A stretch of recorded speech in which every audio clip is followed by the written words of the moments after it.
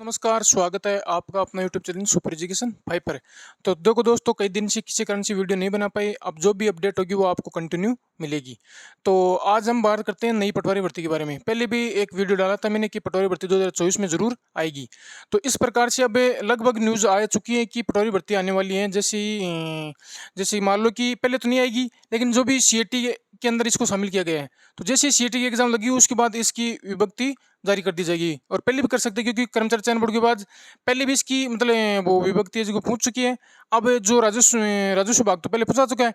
अब क्या है कि उसमें किस प्रकार से क्या चल रहा है वो हम बात करेंगे कि कितने पदों पे आने वाली है। तो अभी देखो किस प्रकार से हम बात करते हैं।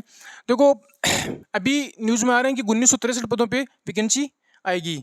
यानी कि वो क्या है कि अभी वर्तमान में क्या है कि जो एक आदेश निकाला है राजस्व विभाग ने कि प्रत्येक जिले के अंदर कितने कितने पटवारी के पद खाली हैं।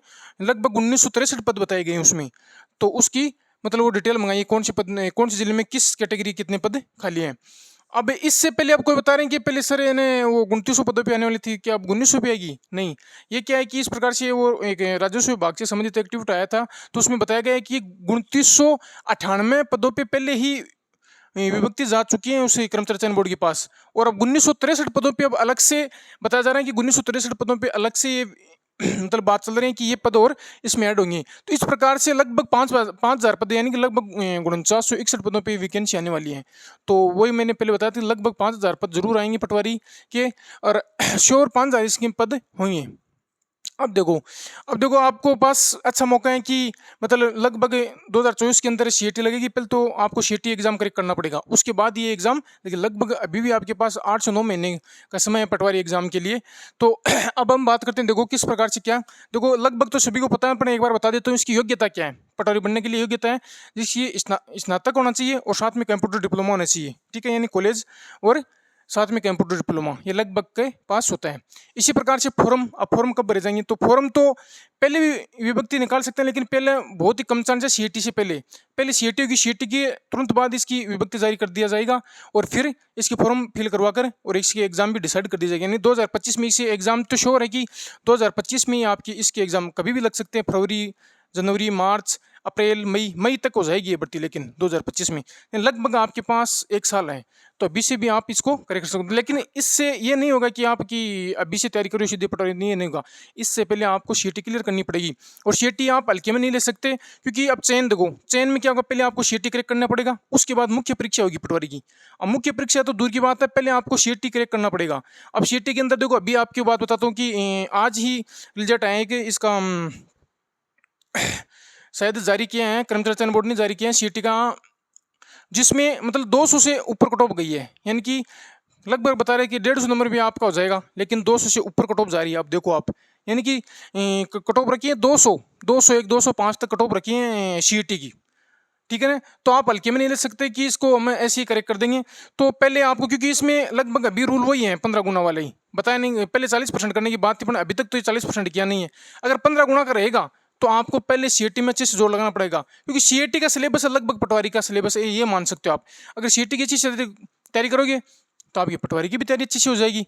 तो दोनों, अभी भी आपके पास सीईटी सितंबर के अंदर है ग्रेजुएशन की, तो अभी भी 3 महीने पड़े हैं आपके पास आराम से। तो आराम से अभी से आप मतलब अच्छे से तैयारी करोगे तो सीईटी में अच्छे मार्क्स, यानी 200 प्लस मार्क्स आपको लाना ही पड़ेगा, जब आप श्योर होगी कि हमारा पटवारी का मेन पेपर हम आराम से दे पाएंगे। तो आपको सीईटी पहले करेक्ट करना पड़ेगी, ठीक है। यानी ये सितंबर में, तो इसकी तैयारी करो आप जमर अच्छे से, फिर आप ये सिलेबस उठाना आगे, मैं अभी बताऊंगा किस प्रकार से क्या आएगा। तो आप पहले सीईटी का सिलेबस है आपके पास, नहीं तो आपको एक बार कर्मचारी चयन बोर्ड की साइट है उससे डाउनलोड कर लो और अपनी तैयारी कंटिन्यू रखो। अब देखो चयन हो गया, फिर पेपर। अब थोड़ी सी पटवारी की बात कर लेते हम। अगर किसी की तैयारी अच्छी है तो सीईटी अगर आपको मान लो क्वालिफाई हो गई, 200 प्लस मार्क्स हैं आपके, तो फिर आपका आगे क्या होगा, मेन पेपर होगा। अभी तक तो पीछे का पढ़ना और लगभग यही रहना है। 150 क्वेश्चन आएंगे और 300 मार्क्स के होंगे। अब 150 क्वेश्चन किस प्रकार से आएंगे उसकी बात करेंगे हम।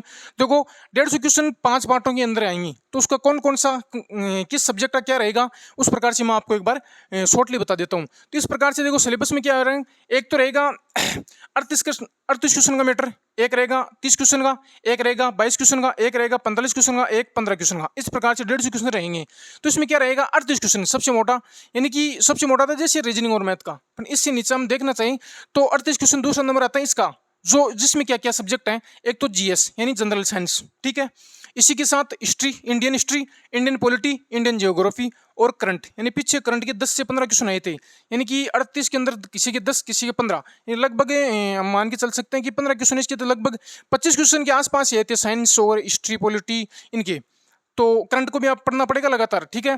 तो इस प्रकार से ये तो है पहले पार्ट की बात कि पहले पार्ट कितने क्वेश्चन आएंगे, 38, कितने नंबर की हो गए, 76 नंबर की हो गई, ठीक है। ये इंडियन से संबंधित है, यानी इंडिया से संबंधित है, जिसमें आपको जनरल साइंस तो पढ़ना पड़ेगा, Indian history, Indian polity, Indian geography और करंट अफेयर, ये तो खैर आपको पढ़ना ही है।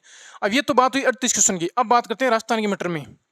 तो राजस्थान का तो वही है, इन राजस्थान की हिस्ट्री, पॉलिटी, कल्चर और ज्योग्राफी, ये 4 सब्जेक्ट हैं, 38 क्वेश्चन आएंगे इसके। अब देखो एक बार इसमें कितने सब्जेक्ट पढ़ने पड़ते हैं आपको 38 क्वेश्चन के लिए, और इसमें 8 क्वेश्चन कम रहते हुए, यानी कि 30 क्वेश्चन के लिए आपको मतलब 30 क्वेश्चन पढ़ने पड़ेंगे सिर्फ 3 सब्जेक्ट के लिए, तो कितना अच्छा रहेगा। तो इसलिए आप 30 क्वेश्चन ये पढ़ो और 60 मार्क्स लेके आओ। अब इसी प्रकार से हम 2 पार्ट हो गए, तीसरा पार्ट की बात करें हिंदी और इंग्लिश, इसका 22 क्वेश्चन रहेंगे और 44 मार्क्स करेंगे, कितने, 22 क्वेश्चन और 44 मार्क्स के।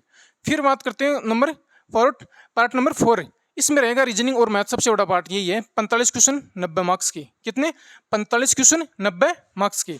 और फिर 5वां पार्ट लास्ट पार्ट है कंप्यूटर, जिसका 15 क्वेश्चन आएंगे 30 मार्क्स के। इस प्रकार से 150 क्वेश्चन 300 मार्क्स के होंगे। ये 5 पार्ट हैं जिसको मैंने अलग अलग बता दिया है, लेकिन आपको ये 5 पार्ट जब दे पाओगे एग्जाम, जब आप सीईटी के अंदर 200 प्लस मार्क्स लेके आओगी, क्योंकि ये पटवारी भर्ती श्योर सीईटी ग्रेजुएशन के अंदर शामिल होगी।